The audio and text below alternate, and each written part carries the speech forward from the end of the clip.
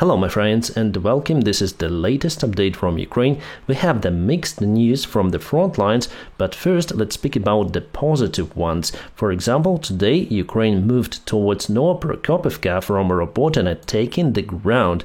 The heavy fighting wasn't going in that place. Russia lost the armored vehicles and unfortunately Ukraine also lost one tank. Ukraine used the artillery systems in that place. Also the fighting was spotted in this area which is under Ukrainian control. Basically, Ukraine has two of the assault vectors, one westbound and the other one towards Novoprokopivka. This village is quite secure, but today the gray area, so the fighting moved to the border of the village and Ukraine liberated a couple of the fields on the way. The recent update hasn't been published yet on 3D map, but the gray area is over here, so Ukraine took probably this part of the land, and here we have the gray zone. The fighting is ongoing over here, so I must say that Ukrainian troops are at the border of this village. If we check out the terrain, so this is the only possible vector for Ukrainian assault, basically because of the terrain. So here is more or less flat, but here we have the valley with the lower ground, much lower, so Ukraine is unable to advance from this place, just from this one or from this part. Let's go to Avdiivka, this Stepova part. Here Ukraine continue the counterattack in this particular place. We have the information about it just near to Stepova. Ukraine took some of the ground and used lots of the artillery systems plus drones, so Russia was forced to retreat to their previous positions. Russians already started to build their temporary base somewhere over here. They send the troops to this area, they have the trenches and underground shelter, and then they continue their small assaults. So the main task for Ukraine is to eliminate this bridgehead for the Russian army. But at the same time, Russia advanced towards Ukrainian positions in Avdiivka city right from this direction. So let's go to the timeline. It was yesterday and it is today. Just a light advancement. Nevertheless, it happened. We also have the information about it that Russians took this part of the ground. They used some tanks and infantry. Ukraine is still capable to hold the positions before reaching the city. So here are some woods where Ukraine put the defense lines. If we check out the place on a 3D map, it would be like that. So Russia took this part of the ground today. Again, as you can see, there is no recent update for the 3D map, but we know what is happening exactly on the front lines. And from the terrain perspective, for Russia, it's easier to attack from this place because they are going downhill towards the city. So here is the valley, the river, and it's much easier to attack from the higher ground. Unfortunately, here they're also moving forward, and the main barricade, the natural defense line, is this small river that goes right before the city. Ukraine has the success advancing from the Shumy village. So it was yesterday, it is today. The gray area expanded.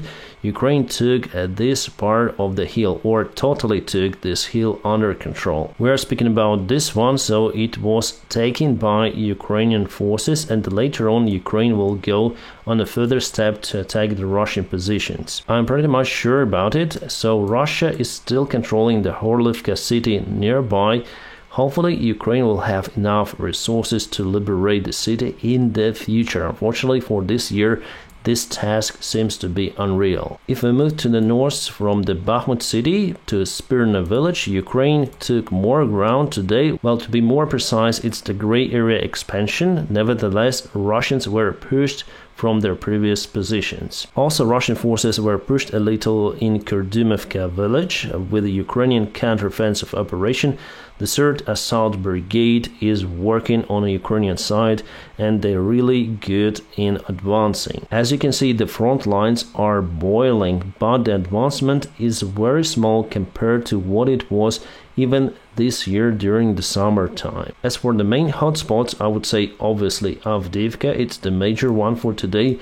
Also, Russia would try to advance to Kupiansk. Now they have the attempts to advance with the small groups, but they collect resources for the future jump on Kupiansk. It could be the same as what they've done in Avdiivka before. Yes, they failed their attack, but they may try again in Kupiansk. Also, the hotspot is near Bakhmut, but I do not expect a huge deviation in the front lines for the nearby perspective. This one is concerning. Avdiivka situation is quite difficult for Ukraine. Hopefully our guys will be able to secure the land against the Russian offensive operations. What you can see on this military map is the situation in Avdiivka. So this white line that goes over here is the current situation with the Russian movement since their attempt to encircle Avdiivka that was conducted more than a month ago. 1 month and a half, I think. The greatest advancement they have from Krasnogorivka, also a little over here, and here we already spoke about it, and just a little from Vesela village, but they were stopped on this direction, so Ukraine still holds. However, this distance is around 5 kilometers, so a little bit more than 3 miles, quite a small distance. Okay, while I'm recording this video, the kabooms were reported in Janco. It's a very important crossroad for the Russian Federation supplies. Everything that goes to Crimea goes across this crossroad in a railway station, and not only the simple roads, the car roads also go across this important city. Also, the Siren alert is announced in Sevastopol city, the main Russian military base in Crimea. Yet we are out of clue what kaboomed over there. Hopefully we'll see more details very soon. And here we have the drone image from Robotne, where our guys targeted the Russian BMP-3 and after that moved a little forward. That is the advancement of Ukrainian army. Here you can see some of the snow already even on the south of Ukraine. We have more images of the ambushed Russian convoy not far away from Krasnogorivka in Avdiivka region, so our guys targeted the Russian vehicles and infantry with artillery fire. The full video I will publish on my Telegram channel. The unit Shadow does a great job near to Avdiivka. Awesome. We have more videos from the front lines. For example, this KAMAZ Russian truck was ambushed with the help of the FPV drone, and later on the Russian tank was targeted. And there was also the night attack conducted. All of this operation was done by the 14th Ukrainian Brigade. The images are fresh. The last report of Boris Maksudov, who is the propaganda reporter of the Russia 1 channel and also Russia 24, they were on the Russian positions filming some of the propaganda materials, and then they were living through the field with the small group of the Russian soldiers. The Ukrainian drones started to drop some of the grenades on them, so this guy was injured and later on died on the way to hospital, so minus one more propaganda guy for the Russian propaganda. If you check out his wear, there is no any press signs or something, and actually it's very hard to see those signs from the drone. Plus, propaganda sometimes might do more harm for Ukraine compared to the Russian soldiers with AK-74 or 47. You probably know that Hungarian leader Viktor Orban with his government are blocking everything for Ukraine. Military supplies, support of economy, basically all of the initiatives from the European Union. They blackmail the European Union, saying that Hungary needs the funds first. And it seems like this blackmail strategy works, because the European Union executive approves 900 million euros in funds for Hungary. They did it to unblock the military support for Ukraine. It means that Viktor Orban is victorious in that case, and in the future he will follow the same strategy, asking more funds from the European Union. Otherwise, he would block all of the initiatives in helping Ukraine as he did before. I'm sure that Orban and his government mentally are not feeling inside the European Union. They should be excluded from it. It is quite strange that such a nice and beautiful country with awesome people like Hungary has this strange government. I believe that Orban spread some sort of the virus in European Union politics, because today the elections in Netherlands were won by this guy, whose name is Geert Wilders. He's the leader of the far-right party of Netherlands, and just during the last 1.5 months they gained lots of the votes. He visited the Russian parliament before in 2018. From Russia with love, he says, definitely the second Orban. So this is his party, leading one, but the other parties are not supporting this one, so they will not create, I think, coalition with this guy. It means that probably he will not have the majority in parliament. But it's still a very risky situation because he wants to stop the military support of Ukraine, excluding the F-16s and other stuff. He says that Netherlands should stop supplying weapons to Ukraine as they themselves need these weapons to be able to defend themselves. Defend from whom?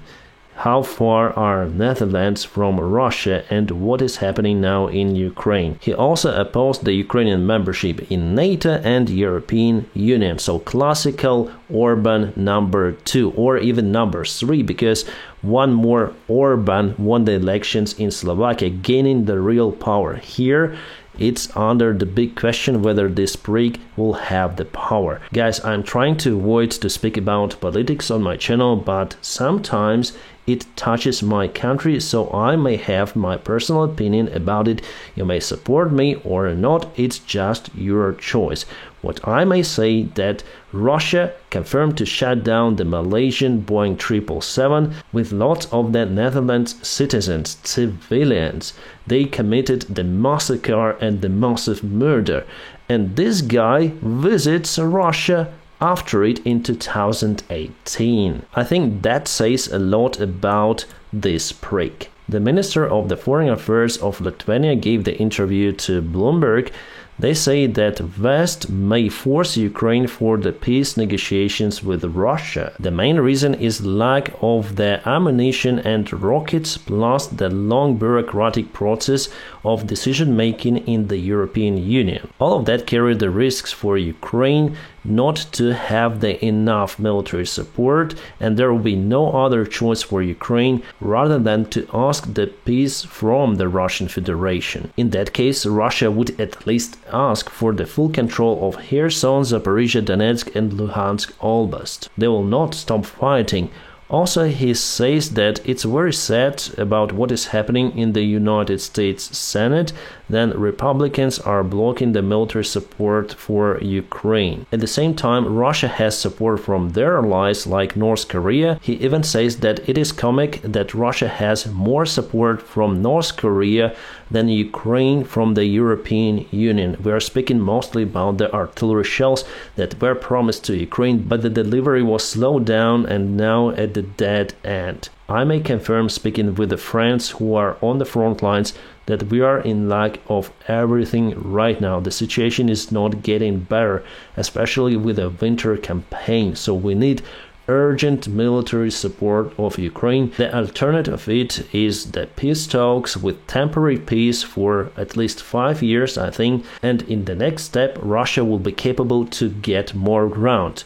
Maybe not even in Ukraine, but in some other countries, including NATO countries. You may say that the United States and the other leading NATO countries will secure Lithuania, Latvia, Estonia, Poland. But you know what? Putin has the doubts about it, that they would use, for example, nuclear weaponry to stop the Russian Federation. Putin thinks that West is weak, and based on what we see with the military support of Ukraine, unfortunately, at some point it might be true. Yes, we have extraordinary military support, but it should be constant and overwhelming compared to the Russian Federation. Otherwise, we're not gonna win this war, and the result I already told you. If our allies stop supporting Ukraine, believe me, in a few years, the United States soldiers would have to fight in Europe. My friends, don't forget to press the like to this video. By doing so, you help me a lot.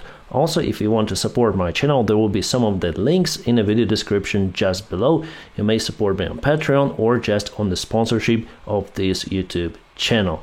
My sponsors, you are awesome. Thank you so much. My friends, I wish you all a peaceful sky wherever you are and have a great time.